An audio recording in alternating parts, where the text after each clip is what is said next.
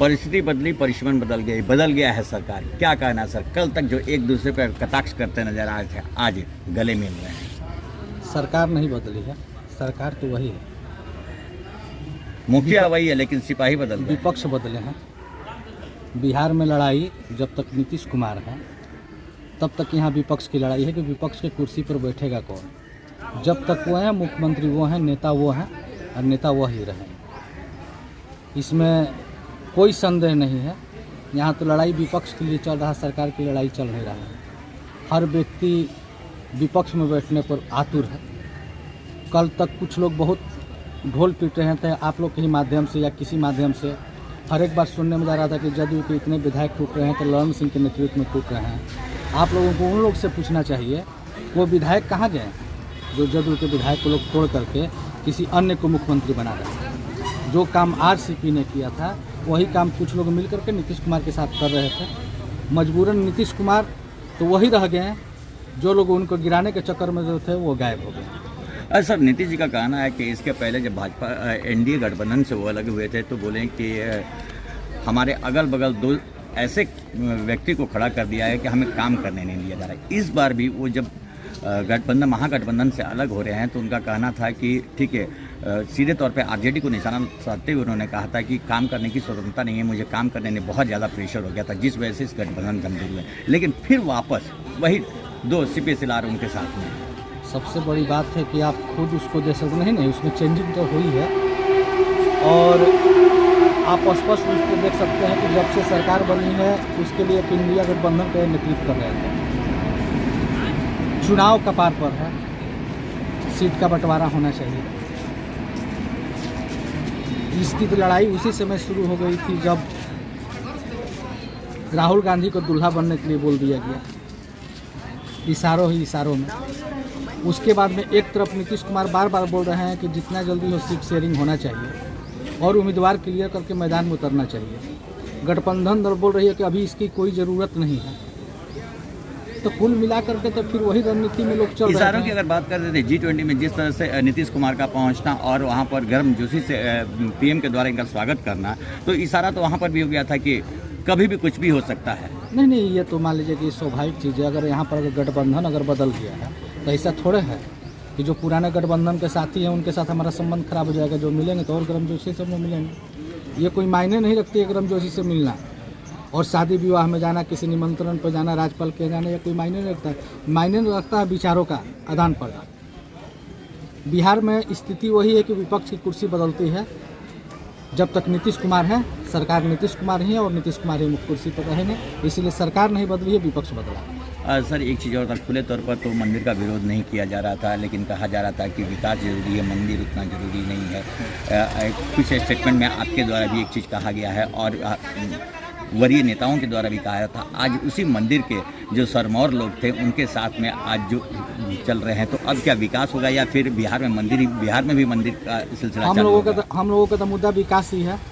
मंदिर वाले लोग अपना मंदिर बनाते रहे। कल भी हम लोग का अपना अलग एजेंडा था। हमारी एजेंडा, हमारे पार्टी का एजेंडा है कि हमको विकास से मतलब। मंदिर वाले जो है अपना मंदिर का राग लाते रहें, बिहार उसमें उनके साथ नहीं। मतलब एक साथ रहने के बावजूद भी दोनों के एजेंडे अलग हैं। विचारधारा घर में वोट का जब बारी आता है तो आप लोग देखते हैं कि कोई ज़रूरी नहीं है कि पूरे परिवार को लोग एक ही दल या एक ही गठबंधन या एक ही नेता को वोट देता है। सबके अपने अपने मत होते हैं। उसी तरह जदयू का एक अपना मत है। यह जो है कि पूर्ण रूप से सामाजिक न्याय की पार्टी है। ये जो है कि किसी दंगा और किसी फसाद में पड़ना नहीं चाहती है। इसका बस एक ही मुद्दा है कि लोगों को जितना ज़्यादा विकास हो सके, जितना ज़्यादा नौकरी मिल सके, जितना ज़्यादा इलाज की सुविधा मिल सके, जितना ज़्यादा गाँवों में सड़क पहुंच सके, हर खेत तक बिजली पहुंच जाए।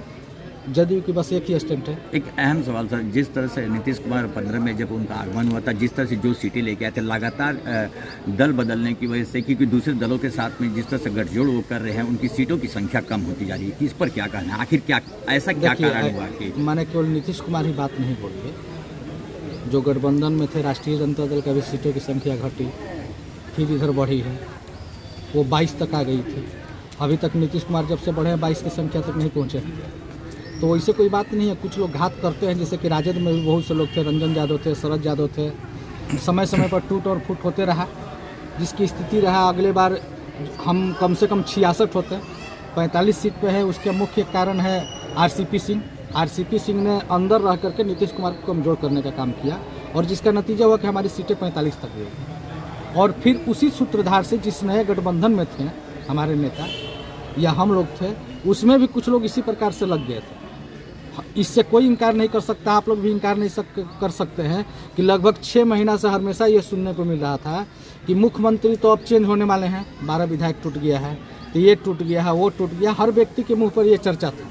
आज कम से कम उन लोगों को आप लोग खोज करके पूछिए जो लोग बोल रहे थे कि सरकार चेंज होने वाली है, विधायक टूट गया है, अब मुख्यमंत्री जी कुर्सी से बेदखल होंगे। तो मुख्यमंत्री तो कुर्सी से बेदखल नहीं है, मुख्यमंत्री हैं। जो लोग इनको बेदखल करना चाहते थे वो लोग बेदखल हो गए। सत्ता परिवर्तन के बाद पहली बार तेजस्वी यादव मीडिया के सामने आकर उन्होंने कहा है कि खेला अभी बाकी है। खेला तो प्रारंभ किया, नीतीश जी ने प्रारंभ किया है। 24 में ही पार्टी का विलय हो जाएगा, पार्टी खत्म हो जाएगी। 25 में सिर्फ बिहार में अगर रहेंगे तो भाजपा और राजद आपस में आमने सामने रहेंगे। देखिए, राजनीति में तो लोग बोलते रहते हैं, राजनीति में किसका क्या बोला जाए। राजनीति में था कि अभी सोशल मीडिया पर अमित शाह का बयान चल रहा है, हमारे नेता नीतीश कुमार का बयान चल रहा है, लोग तेजस्वी यादव का भी बयान चला रहे हैं, तेज प्रताप जी का भी बयान चल रहा है। वो सब कोई मायने नहीं रखता है क्या है नहीं है। और निश्चित तौर पर है कि युवा हैं, खेला तो अभी उनका पूरा जीवन खेलना अभी बाकी है। अभी तो शुरुआत राजनीति में किए हैं, लेकिन थोड़ा जल्दी हड़बड़ी में लोग हो गए। वो हड़बड़ी में नहीं थे, कुछ लोग थे जो उनको ज़्यादा हड़बड़ी में कर करके और इन दोनों के बीच में खटास पैदा किए। हमको बोलने में कोई नहीं, हम लोग ज़मीनी कच करता है,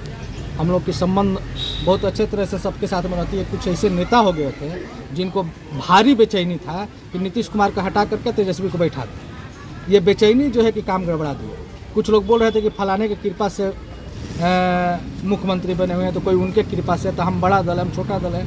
अरे बड़ा दल है तो आप देखते रह गए ना। रोजगार एक सबसे बड़ा मुद्दा था कि उसके क्रेडिट लेने की बात को लेकर ये पूरे कटाक्ष पैदा हो रही थी। वो बात नहीं है, तो कटाक्ष का तो वो मान लीजिए माननीय मुख्यमंत्री जी या माननीय तेजस्वी यादव ये लोग नहीं कर रहे थे। जो और लोग हैं, जैसे कुछ लोग हैं ना, ये क्या हुआ था, हम बड़े दल है, हमारे कृपा से बने हुए हैं। आज उनका कृपा कहाँ गया? मुख्यमंत्री तो है, उनका कृपा कहाँ गया? कृपा लेकर के कहाँ घूम रहे हैं?